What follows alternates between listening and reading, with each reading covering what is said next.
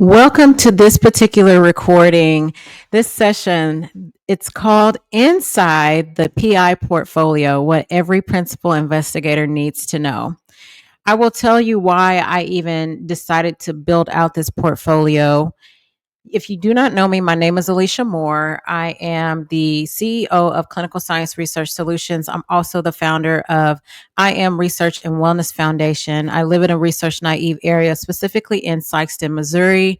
And the goal is to make sure that I am educating my community, the doctors who have said yes, providing jobs where it did not exist, opportunities, new opportunities for individuals to experience and leave behind a legacy, work on building a legacy, not only for myself but for the community and my family. It's very important to me because in this space, in this area, a lot of the physicians are not necessarily familiar with this part of research. It is my duty and my goal to create a portfolio that breaks it all down. For me, I need to build relationships with the physicians first, letting them know who I am, my purpose in bringing clinical research to Sikeston, Missouri, how they fit into the partnership model, how the community fits into the education, the infrastructure that I'm building, and just how even the stakeholders are interweaved into the infrastructure as well. I want to give you a tutorial on what is actually inside the portfolio. This is only a piece of the portfolio. And this particular training is actually a part of my site Startup and Diversity Readiness Mentorship program. And this particular program is for individuals that are looking to start their own research site in a research naive area. And I actually take you through the process step by step, what you need to say to physicians, how you need to approach them, the type of relationships you need to build with the physicians, and the actual portfolio you need to create, because it's not just as easy as going up to them saying, hey, let's partner. I'm opening up a clinical research site, and they're going to look at you and say, what? Especially in an area where clinical research doesn't exist and there are no clinical research sites at all, not in sight. So the best thing to do is start with the small things. And for me, the small thing was, first of all, creating a relationship with the physicians. And by the second time around, depending upon the atmosphere and the vibe that I receive from the physicians, I interweave those conversations of what I'm bringing to Sikeston, Missouri. They were intrigued. They were interested. They said yes. Now we're here at this point. So let me just go ahead and show you exactly what part of this is. Just a piece of the portfolio. It will also be available to other site owners as a resource, other consultants, and other healthcare organizations as a standalone, because again, I don't think there's anything out here like it. I provide the resources in one place because within this particular industry, it is a lot of resources are just all over the place. It's not in one spot. And I want to eliminate that issue. So let's go ahead and get started. And I want to share with you how what's inside of the portfolio, just a piece of it. What I did was I created a 3-part series. As you can see, let's go with series 1. I named this particular series, and I've uploaded the training session into Thinkific. If you don't know what Thinkific is a learning management system, a platform where you can create courses, add videos, text, upload PDFs, pictures, create quizzes, certifications towards the end of the module or the course that you have. There's so many different things that you can do within Thinkific, and I absolutely love Thinkific for these reasons. But let's go ahead. I want to share with you what's inside of my principal investigators essential, the three-part series structure: clinical trial startup education for research-naïve physicians. I won't give you like the full details, but this is just how you can go in and create something yourself. That way you can have not just a template or just something for them to read. Give them options. What if they don't want to read anything? What if they are on their way to work and all they have time to do is listen to something on their on the radio or on their Bluetooth as they're driving to work, or maybe if they're taking a walk, or maybe if they're taking a lunch break? Maybe they just want to listen to something and not read it. For me, I want to give them both options. So as you can see, what I did was I built out 3 series. The first series is role and responsibilities of the principal investigator. As you can see here, I have created a video. This particular video is 20, almost 30 minutes long.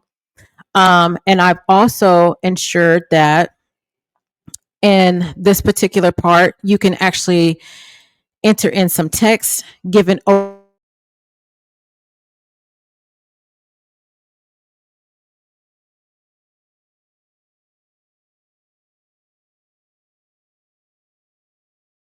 go over. Now within the Thinkific platform, you can make this a free preview lesson. That's not what I wanted. It's private, only for the doctors who have said yes. And this is for my mentees who are going through the Site Ownership Diversity Mentorship Program. I have made this particular module a prerequisite. I don't want this video downloadable. I can enable discussions for this lesson. That's something that you can probably create yourself if that's what you wanted to do.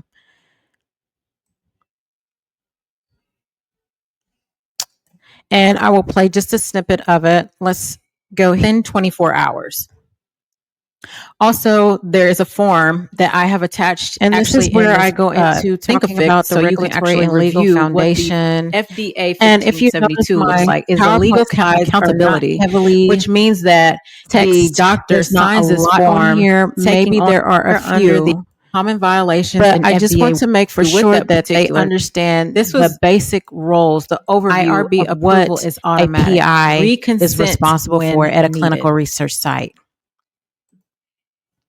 Series 2, I totally enjoy creating educational content. I believe in education. I believe in giving people the training that they need, because whenever I entered into this industry, I didn't even know what a CRA was. I didn't know what a CRC was, CTM, project manager. I knew none of those things.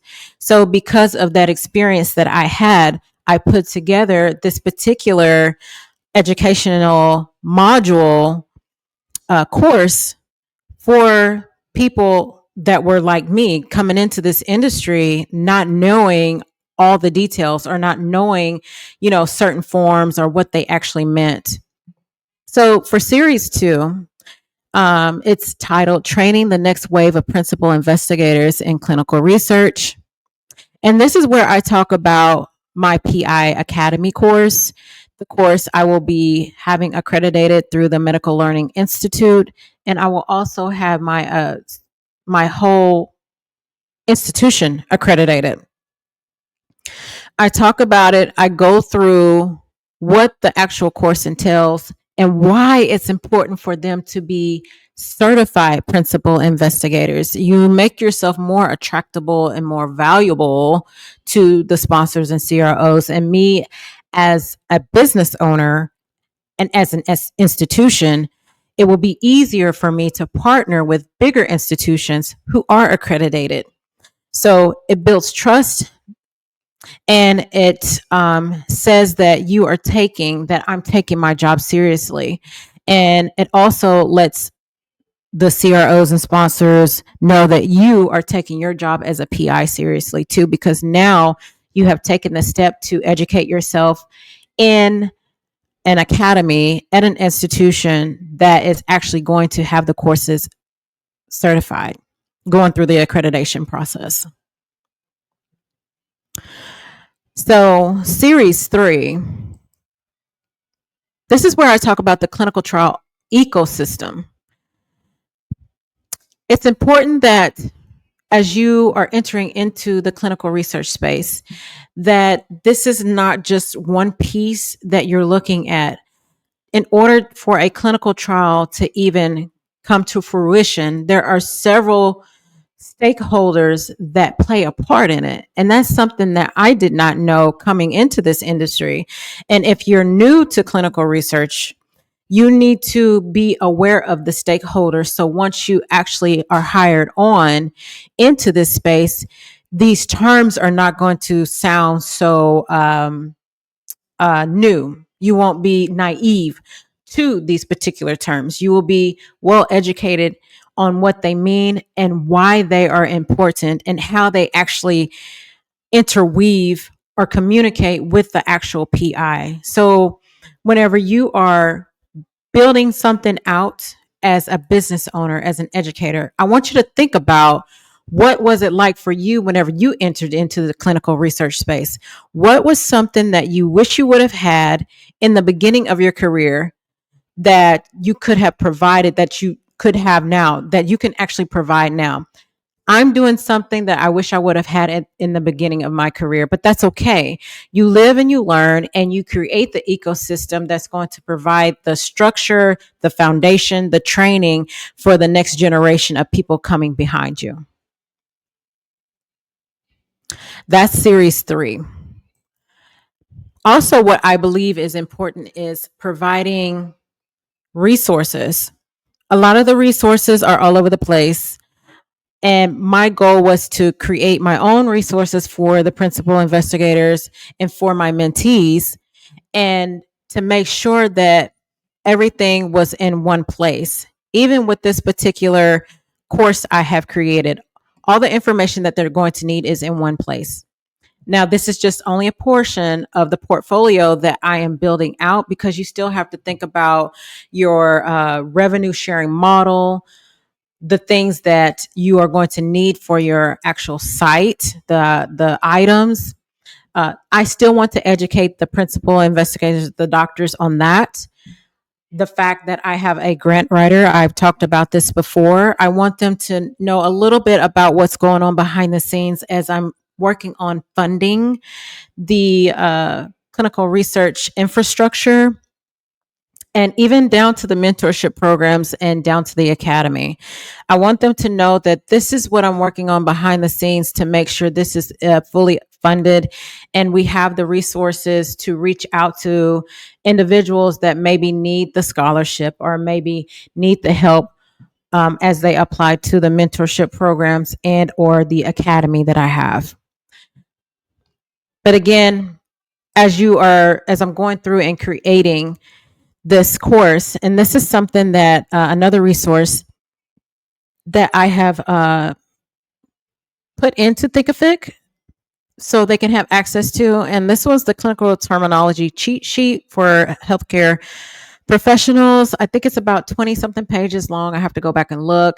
But again, this is a resource that I have provided, that I personally created my own, because again, once I entered into this space, there were a lot of the terms, basic terminology I had never heard of. So what I did was I put it all together in this PDF form so they can have access to it and read over it and familiarize themselves with the jargon and with the mnemonics and everything that comes along with the clinical research industry. It will help them reduce the fear of that particular barrier. And then it also reduces confusion, and it provides clarity. That's another reason why I created this particular course. I wanted to provide some clarity to the physicians who are new in this space, or to those who are wanting to start their own clinical research site. Again, this is what I provide for you. Okay. So the next resource that I have created for myself is a sample of the flashcards. These flashcards will be uploaded into Amazon. I actually have to go to another company and have them to make the actual flashcards. But again, I want you to see the type of resources I'm providing to the doctors. Also, another resource I felt that was very important is the Form 1572. And I actually provided instructions here. The link came from the, let's see here, the FDA, the actual FDA. As an entrepreneur, and as a PI that's coming into this industry, you are responsible, legally responsible for the patient safety and making sure that everybody's doing their job, the job that they are assigned to do. And that comes along with you signing what they call a Form 1572. I provided that resource as well because, again, once I entered into the industry, I heard, this term being flashed around quite often. And to be honest, I didn't know what that meant. And even whenever I collected the form, I was still a little, naive as to the importance of the FDA, the Form 1572, and why it's so important for the PI to sign it. But now I know that. And so what I'm doing is passing on that information to the new PIs and to the new mentees. So they are actually aware of what the Form 1572 means too. We also move into another resource, Form 483. That one's, and I collected this, added this from the FDA website. And again, the information is here. And I didn't even know this existed. It's so many new things for me whenever I entered into this space. I just didn't realize the importance of it until later on in my career. Sad but true. A little bit of embarrassment, but it is what it is. So that's another resource that I have added into Thinkific. Once again, Thinkific is an awesome, awesome LMS platform. I mean, you can go and create anything that you want. Videos like this can be embedded, as you saw right here. Okay.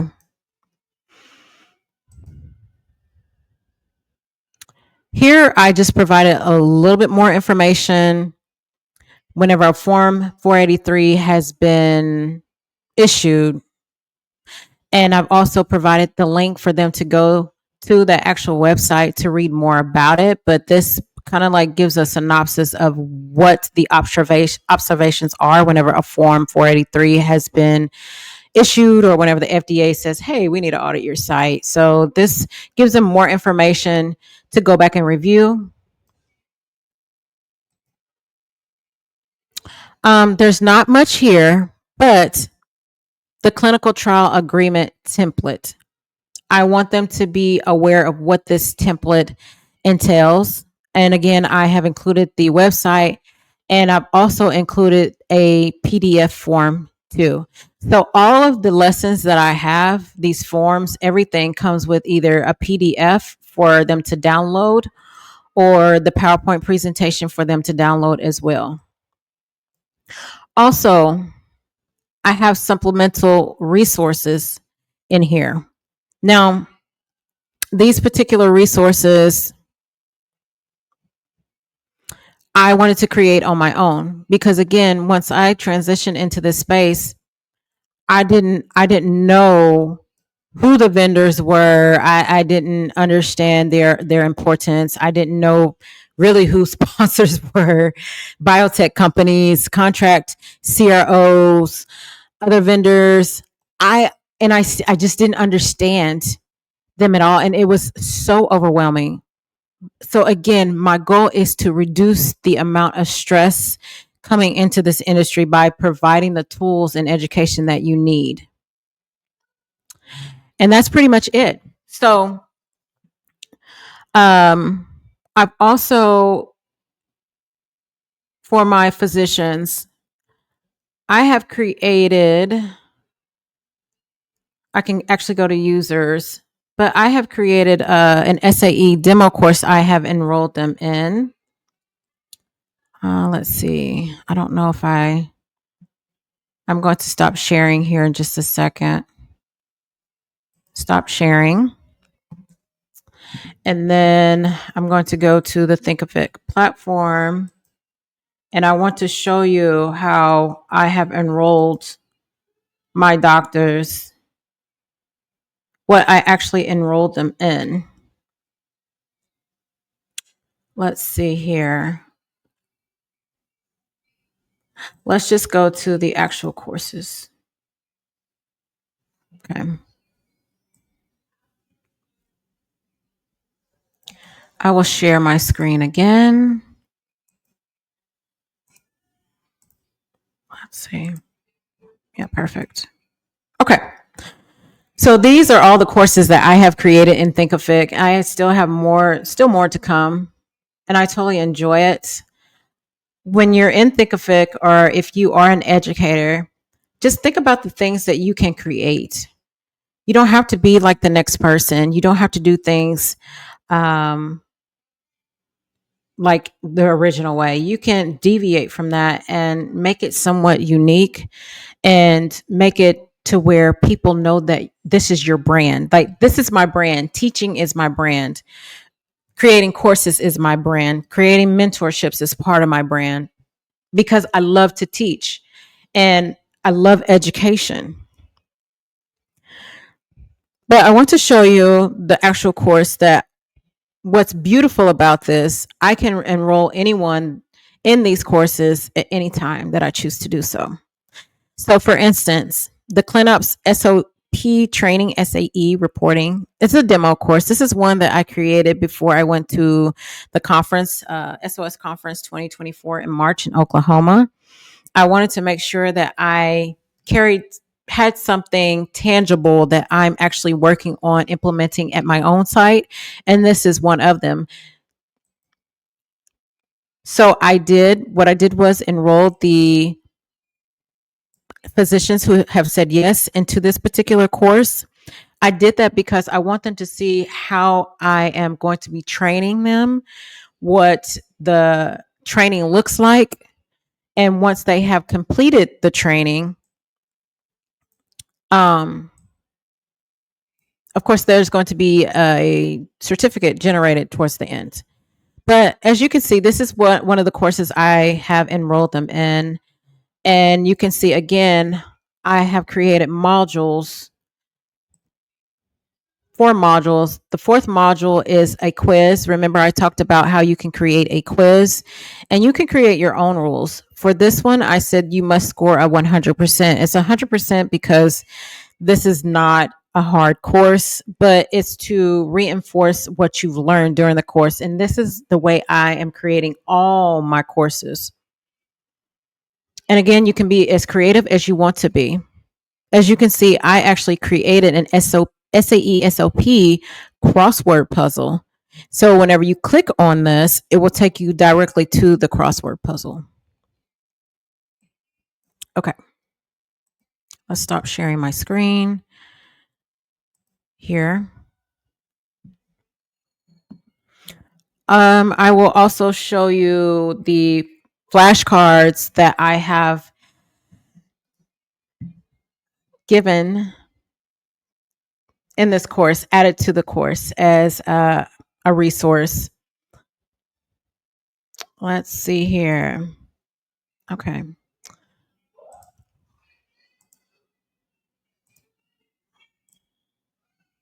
All right. Okay.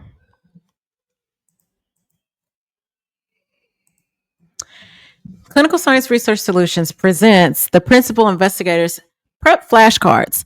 Now, this is just a sample of what the flashcards will look like. Once they are done, it will be uploaded onto Amazon's website.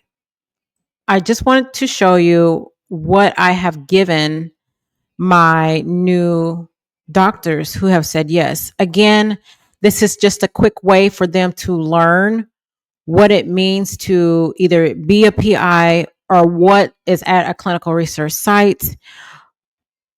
Again, look at this particular question. Okay, so who is ultimately responsible for IP oversight? the principal investigator. Question number 2, what's required to maintain IP temperature compliance? Use a calibrated temp log, monitor daily, and record any excursions. This is another great way for your new principal investigators to learn what it means to be a PI and their responsibilities. This is something I've created on my own. As again, I felt like this was very important. Stop sharing that.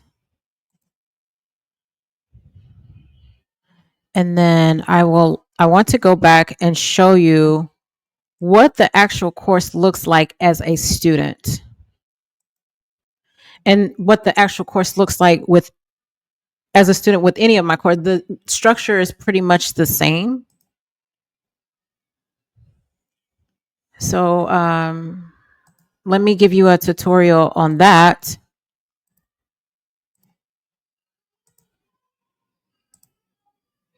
Okay. So for me, as the creator of the content, I have the ability to go in and preview. Either I can preview all lessons, including drafts, or I can just look at all published lessons. And in this particular case, I have published all the lessons. So let's go in and look at all the published lessons and see what it looks like.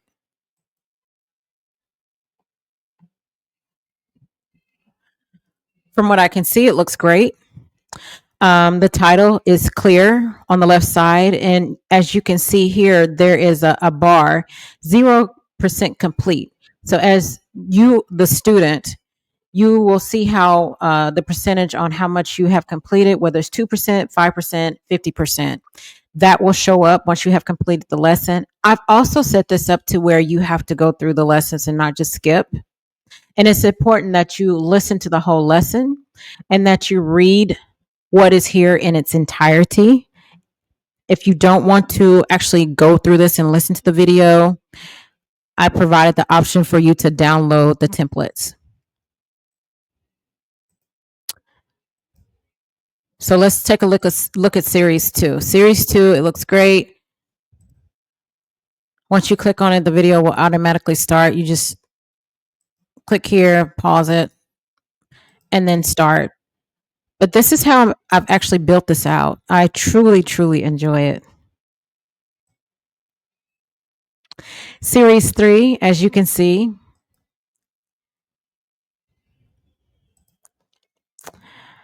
let's just go through. We're going to look at, again, how it's set up and what it's going to look like whenever you actually go into Thinkific and take the course or take any of my courses. You can make it as complex as possible, or again, look at how simple this is. It's straightforward. It's a resource that you can download. And again, you just enter in the links and leave it at that. Again, here's more information. That's what you'll see. That's what we saw at the beginning. And here's another simple way of just adding the clinical trial agreement. Now, I will probably go back in and add a little bit more information as to why the CTA is important and what it means. Even though they can read it here, I just want to give them a synopsis. And that's something you can do as well if time allows. Now, this is just extra resources, just a list of things that I decided to create. And this one here is just extra. But again, this just shows you what you can actually do and what I've actually built within Thinkific for my principal investigators that have said yes, and for my future mentees. I'm going to stop sharing. That is the conclusion of this tutorial that I have created for you. Just remember, you can create anything as an entrepreneur. Just make sure you are original. It provides value. You are sharing your knowledge on LinkedIn. I truly believe in posting on LinkedIn and creating content and doing it from my lens. And I'm really, truly building this infrastructure from the ground up as I'm going through piece by piece sharing my journey. Of course, not sharing every little single detail because that's for my mentees, but you understand like the gist of what I'm doing. And it's important that I show you the steps on what it takes to be an entrepreneur and how I'm doing it for my particular area, which is Sikeston, Missouri, Southeast Missouri, research naive, which will no longer be research naive in the future. Thank you for coming to my channel. And again, subscribe to the YouTube. Look for more content coming out. Join me on LinkedIn, follow me on LinkedIn, and also subscribe to my newsletter. All right. I will talk to you soon.